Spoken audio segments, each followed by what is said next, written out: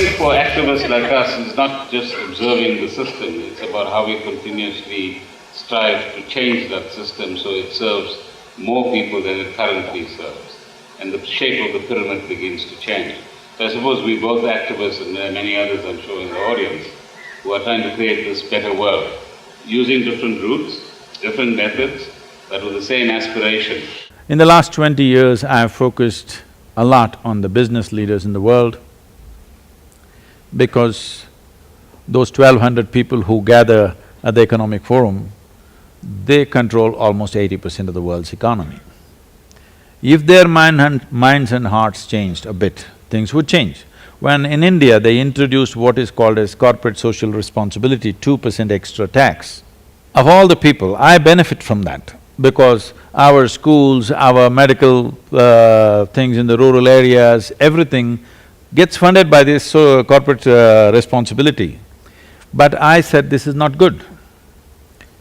People were shocked that I am talking against it. So I told them, see, the nature of business is such, we call something a business because it benefits two people. Any transaction in the world is sustainable only if it benefits both the parties. Whether it's a marketplace or marriage, this is the fact. It should benefit both the people. If you create any model which does not benefit both the parties, you cannot sustain it, you have to constantly give it injections. So, the only good thing about the market economy is this, that there is competition and competition.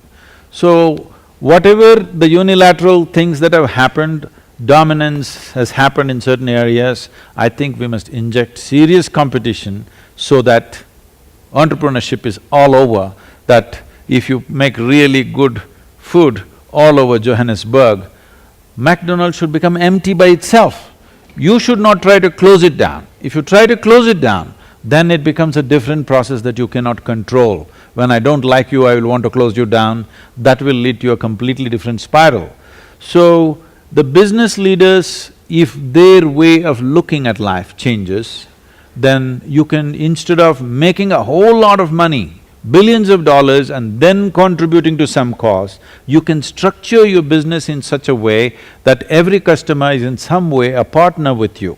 So we thought of mooting a fund where we said we call this 1%.com, we started at that time, the Economic Forum was very active. Later on, because the 2008 recession, everybody backed out of that. So this is something that I brought in, I said, if we can convince all the governments, at that time it was very close, we had spoken to people, whatever you spend on your military, 1% of that you contribute to this.